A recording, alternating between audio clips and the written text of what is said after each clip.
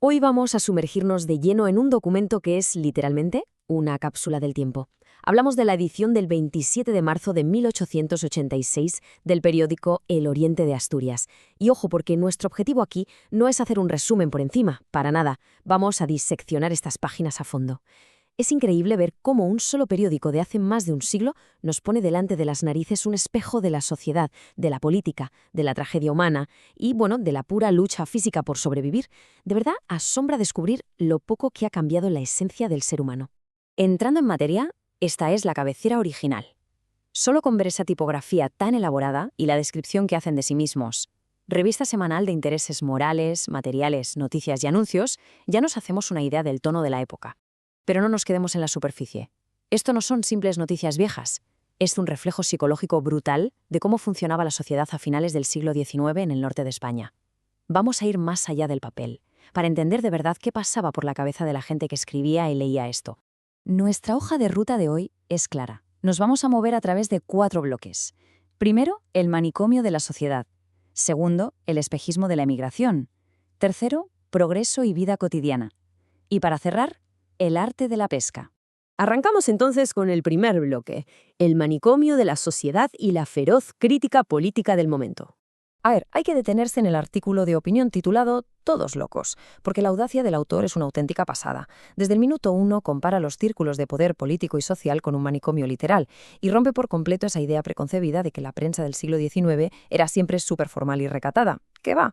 El autor nos suelta una analogía con el mito de Narciso, hablando de un joven embelesado con su propio reflejo en una fuente esperando aplausos, y lo usa para atizar sin piedad a esos políticos trepas que buscan ser lanzados a la fama sin tener ningún mérito propio, dependiendo siempre de un, cito textualmente, protector interesado.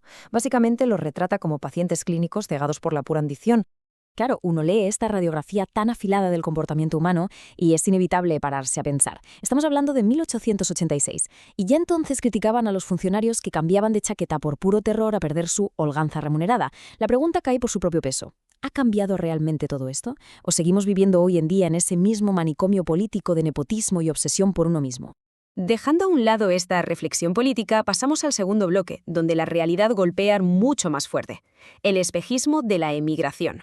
Ojo a la maquinaria publicitaria de la época porque es tremenda. Las páginas están inundadas de enormes anuncios de la compañía transatlántica. Prometen rutas directas a Puerto Rico, La Habana, Veracruz. Vamos, que te lo venden casi como si fuera un crucero de lujo. Es la prueba visual perfecta de cómo se orquestaba ese espejismo. Empaquetaban un viaje transatlántico que era peligrosísimo, como si fuera la solución mágica para escapar de la pobreza. Un billete de ida hacia el éxito absoluto.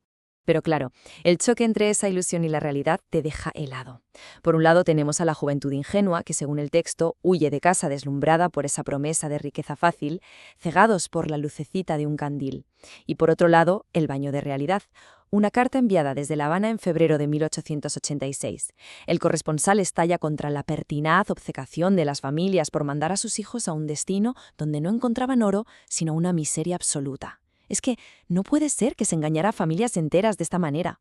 Y para que nos hagamos a la idea de la magnitud del desastre, el corresponsal en Cuba describe el destino final del emigrante con unas palabras desgarradoras. Habla del famoso don fulano que, tras días sin llevarse nada a la boca, termina tirado en las aceras o en los portales, simplemente esperando a que alguna alma caritativa lo recoja y lo lleve a un hospital, mientras llama en vano a unos padres que están a miles de leguas de distancia. Es un testimonio durísimo que destroza por completo la propaganda de las navieras y exige a gritos que los poderes públicos hagan algo para frenar esta tragedia. Bueno, cambiamos de escala. Tercer bloque, progreso y vida cotidiana. Vamos a bajar a ras de suelo a la Villa de Llanes.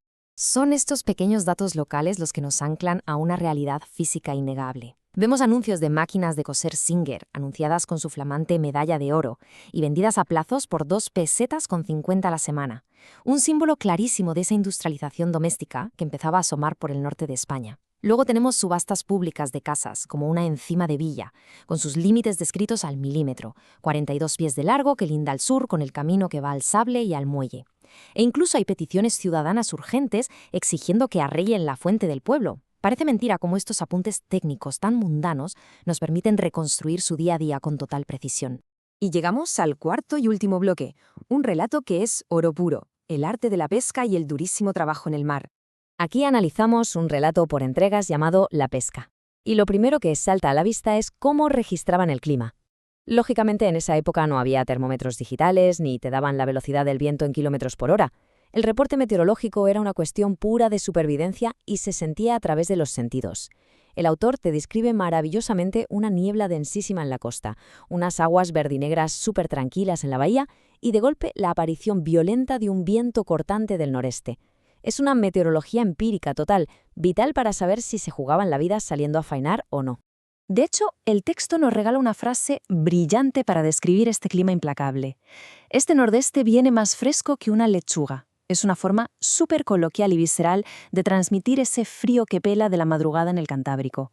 Y frente a este panorama tan hostil, presenciamos un paso técnico innegociable antes de embarcar: el trago de caña, un aguardiente fortísimo para combatir el frío, un calorcillo efímero que, según relata el texto, se pasa en menos de un credo. Vamos a desglosar este proceso marítimo paso a paso, porque está orquestado de manera espectacular. Paso 1, bajan por la escalera de madera hasta la trainera. Paso 2, el ya mencionado trago de caña para aguantar el tipo. Paso 3, y aquí entra la verdadera maestría técnica. El patrón, el tío Antonio, se pone a la poca con el remo guía, mientras 12 remeros en silencio absoluto sincronizan sus brazadas al, cito, acompasado impulso de aquellos brazos vigorosos, aprovechando la marea baja en la canal. Y por último, al pasar el peligroso escollo de las rocas llamadas las Dos Hermanas, izan la vela bajo la brutal presión del viento nordeste. Es una coreografía perfecta de trabajo en equipo y fuerza bruta para asegurar la supervivencia. Sinceramente, uno lee el rigor técnico de esta prosa del siglo XIX y se maravilla. Es que esta lucha física a brazo partido de los pescadores contra el mar y el viento sirve de contrapeso a todo lo que hemos visto antes. Mientras unos libran batallas de puro ego en los manicomios de la política y otros mendigan en las aceras de la vara persiguiendo un espejismo letal, aquí, en las gélidas aguas del Cantábrico, 12 hombres reman al unísono, representando la forma más pura y honesta de supervivencia humana. Y así cerramos este recorrido tan profundo. Es increíble lo que una sola publicación semanal nos ha dado de sí. Hemos viajado desde el cinismo hacia una clase política enloquecida, pasando por la tragedia económica de la inmigración forzada, hasta pisar el detalle minucioso del rudo trabajo en el mar. Todo está conectado. Y la gran pregunta que nos queda flotando en el aire al contemplar estas páginas centenarias es esta. A pesar de todos los avances tecnológicos que tenemos hoy, en el fondo ha cambiado tanto la esencia de nuestras ambiciones, de nuestras ilusiones y de nuestra lucha diaria por salir adelante. Es algo que nos invita sin duda a seguir escarbando en las fuentes primarias para entender nuestra propia historia.